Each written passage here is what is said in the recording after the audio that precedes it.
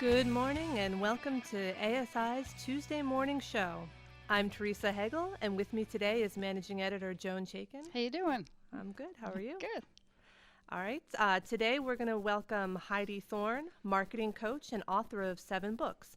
Heidi's book, Swag, How to Choose and Use Promotional Products for Marketing Your Business, is available on Amazon. Today we'll be talking with her about the importance of content marketing. Good morning, Heidi. Good morning. So let's just jump right in with the questions. Go ahead. Why is it important for promotional products businesses to have a content marketing strategy? Whether it's a promotional products business or any other business, having a content marketing strategy helps build the business's status as an expert in the field. This helps build reputation in the communities the business serves, both online and offline. Basically, you want to be seen as the go-to resource and expert for whatever it is you offer, and that can be promotional products, as it is in many of our cases here. So one of the coaching services that you offer is a content marketing assessment. And why is it a good idea for someone to get that third-party review of their online content strategy? Well, having an outside party other than your friends, family, and customers look at your website, blog, social media, it's important because you'll get a more objective observation of how you look to the outside world. In other words, to strangers that might land on your content for the very first time. So getting an assessment by someone who is familiar with content marketing in general can also give you more helpful feedback than people who are close to you. Two things often happen when you have friends or family give you feedback. One, they can be really nice since they don't want to hurt your feelings, so they'll just tell you what you want to hear. And number two, they could be hypercritical of everything, the colors, the pictures, you name it. Then you feel as though you want to change your website or your blog or your social media just to please them. But think about this. Are those people really buying from you? Of course not. Those are not the people you need to please. But getting feedback from your customers also can be a little bit tricky. Although you will get some helpful feedback on, what really resonates with them, some of those people too, they're friends with you, they like you, they know you, they trust you, and they don't really want to hurt your feelings. But at the same point, I've also found that customers can throw out ideas of things they want to see, want to hear, want you to do that are almost impossible to get done. So you probably don't want to suggest that either.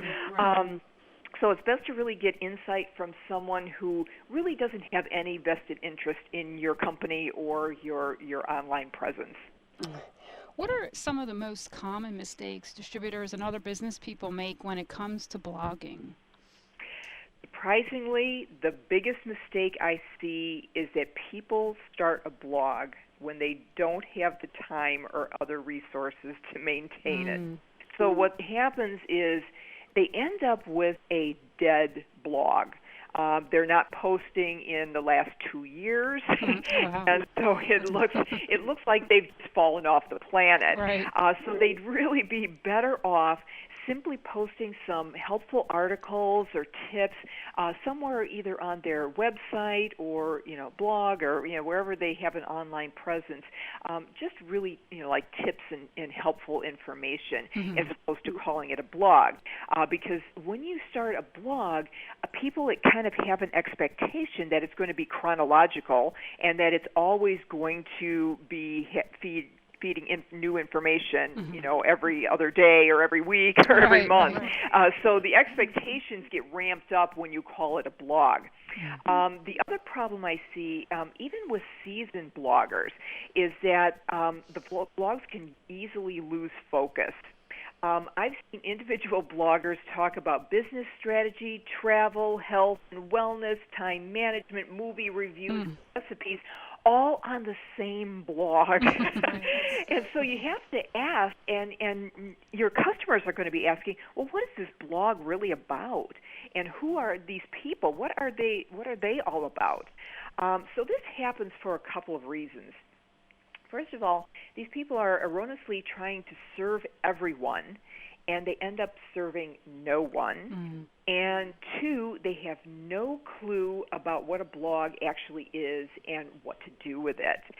So I got to note this, though, too. Blogging isn't what it used to be even maybe 5 years ago.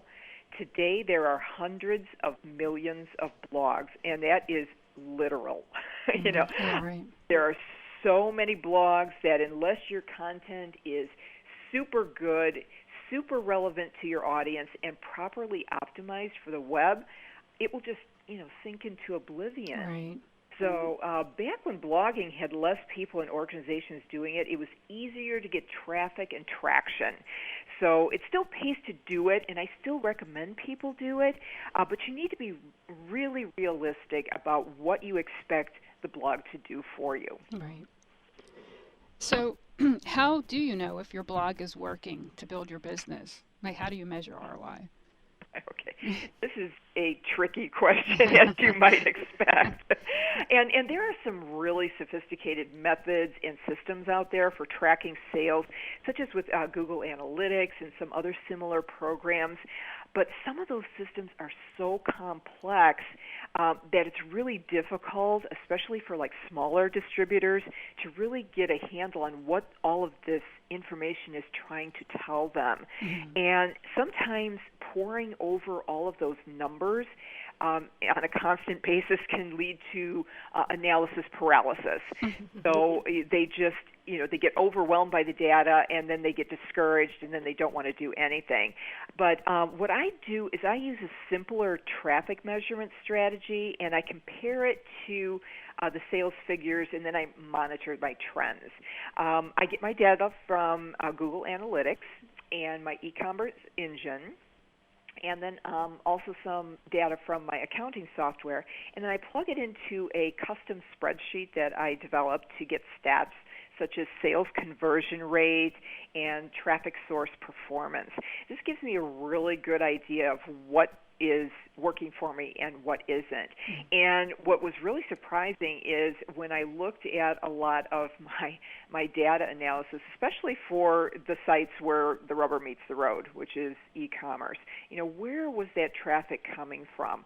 And yes, some of it was coming from the blog, but I was getting a lot of traffic from organic search, because I had really optimized my shop site for the kind of customers I wanted to attract.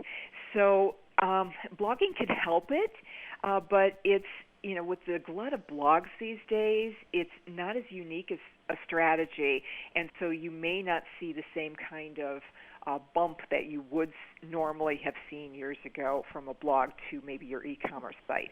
And you have to also consider, whether it's for your blog or your shop site or just your standard website, you have to consider what are your customers going to type into that search bar to find the information that you offer. For example, on 2 generations of my promotional products blog posts, my highest performing post dealt with T-shirt weight. Believe it or not, it's like what is 6-ounce T-shirt weight? Wow. These are, confusing terms. That kind of gives you an idea. That tells me, what people were looking for. Right, very focused. Exactly, extremely focused information. And so what I did in response is I developed like a little T-shirt guide, in response to that, because that's what I found people were looking for when they came to my blog. So that's how you can use some of that data.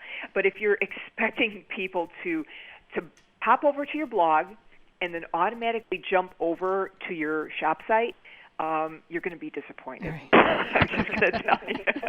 I wish it could be different. Otherwise, I'd be doing it all day long, This is Teresa again. My question is, where does social media fit into a content marketing strategy? Well, there are 2 ways to look at social media as it refers to content marketing.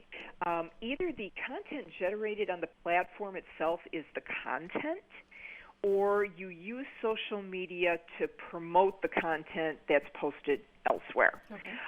My approach has primarily been doing the latter, where I'm using social media to fuel traffic to my content or the great content of others. And speaking of the great content done by others, being a good content curator is a content marketing strategy in itself. So by curating and sharing links to the best of what others have to offer, positions you as an expert who understands what's worthy of note, not just your own material, but that of others in the industry.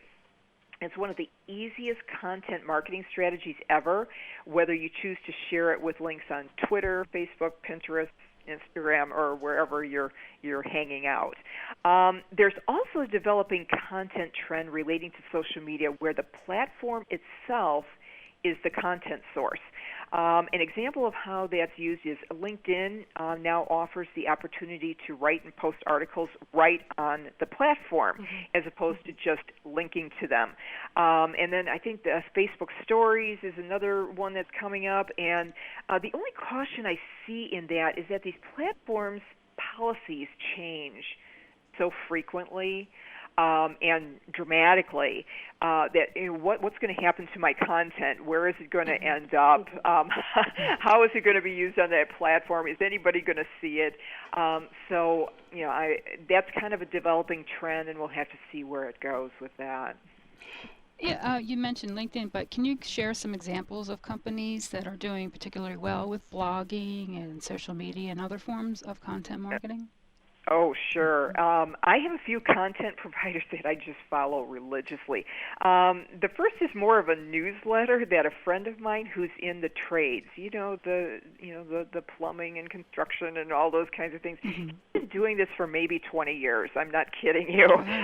He was doing online chats and discussions long before there was ever something called Facebook. And his newsletters on issues relating to that are just fun, even if you're not in the industry. So I follow him and what he does, and he's done very, very well with that. And then I also like, in the entrepreneurial space, Marie Forleo. She does a phenomenal blog, which is kind of a combination of a written blog, and then she does videos, which is terrific. And then I have a friend who does a lot of sales training, and he has a podcast called Sales Babble, which I just follow all the time because it's not just him talking and babbling. It's other experts in sales, like authors and other people who are sales consultants, not just himself, and he shares that with them, and they're fun to listen to, and they're very, very helpful and insightful, actually. In the promotional product space, I think people like Danette Gossett she does an interesting marketing tidbits blog, and she shares it, very frequently on Twitter and whatnot. She does a really, really good job. And there's just a ton of those people. But what we're creating right now, talking on this call, is we're creating content.